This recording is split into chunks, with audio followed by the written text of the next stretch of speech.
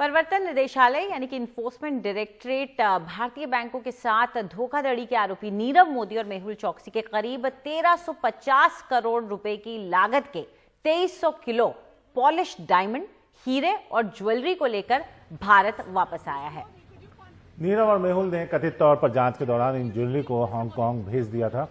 नीता शर्मा है हमारे साथ इस बारे में बात करने के लिए, उनके पास भी चलेंगे। आपको बता दें कि जांचकर्ताओं के अनुसार ईडी ने नीरव और उनके अंकल मेहुल चोकसी की फर्म के नियंत्रण वाले आभूषणों और रत्नों के करीब 108 पैकेटों को हांगकांग से भारत लाने में कामयाबी हासिल की है।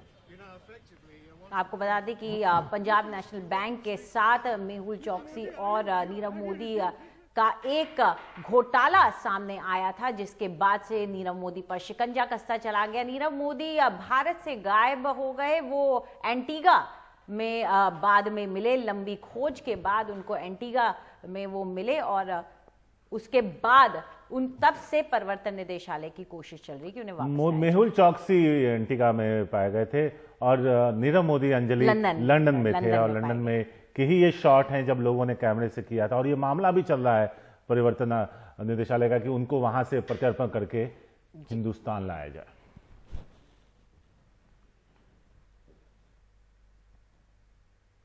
नीता शर्मा है हमारे साथ इस बारे में ज्यादा बात करने के लिए। नीता, टोटल जो घोटाला था, जो बैंक का लोन था, वो कितना था और 1300 करोड़ के करीब हीरे जवाहरात वापस लाने से उसकी कितनी भरपाई हो पाई होगी?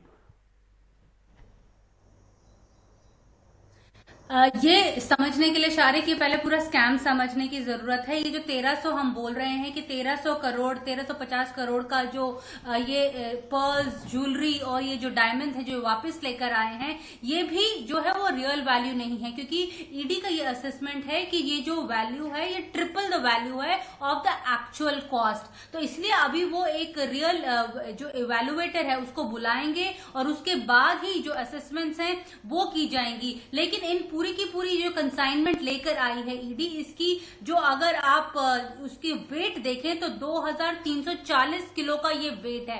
जो ये स्कैम है ये नीरव मोदी और मेहुल चोकसी बड़े अजीब तरीके से करते थे।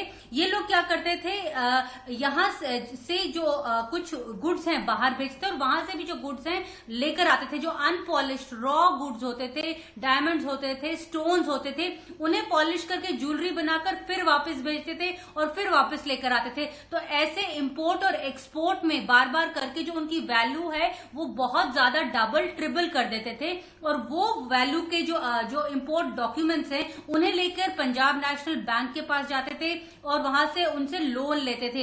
ईच कंसाइनमेंट के बाद जो है LOU जो है PNB साइन करता था और थोड़ा और पैसा जो है वो इन लोगों को दे देता था। तो जो पैसा है वो धीरे धीरे बढ़ता गया।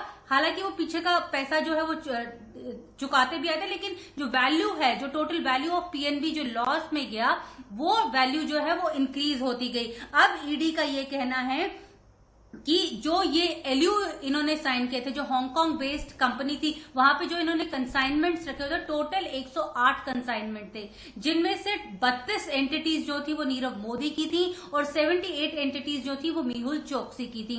धीरे धीरे जो वो है वो वापस लेकर आ रहे हैं। नीरव मोदी के लिए बड़ा झटका इसलिए भी है क्योंकि अभी हाल फिलहाल में ही मुंबई कोर्ट ने उसकी जितनी भी संपत्ति है वो फ्यूजिटिव इकोनॉमिक ऑफेंडर्स जो नया कानून भारत सरकार लेकर आई थी उसके तहत उसे जब्त कर लिया है। ये सारे कंसाइनमेंट्स जो है इन्होंने अर्ली 2018 में भेज दिए थे। वहां पे जब ये केस चलने लगा तो इन्होंने हांगकांग के जो वहां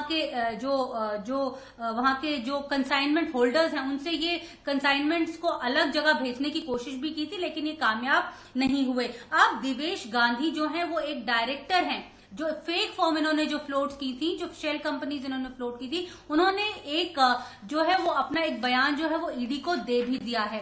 तो अब नीरव मोदी और मेहुल चोकसी के ऊपर जो है वो शिकंजा कसता चला जा रहा है। नीरव मोदी अभी लंदन में है जहां पे उनके ऊपर केस चल रहा है। वो पिछले साल जो है वो मार्च में अरेस्ट हुए थे और वो तब से वहीं पर हैं। मेहुल चोकसी जो है वो एंटीगा में है। दोनों की एक्सट्रेडिशन जो रिक्वेस्ट है भारत सरकार ने भेजी हुई है, लंदन भी भेजी हुई है और साथ में एंटीगा भी भेजी हुई है और भारत सरकार का मानना है वो जल्दी इन्हें वापस लेकर आएंगे। शारिक।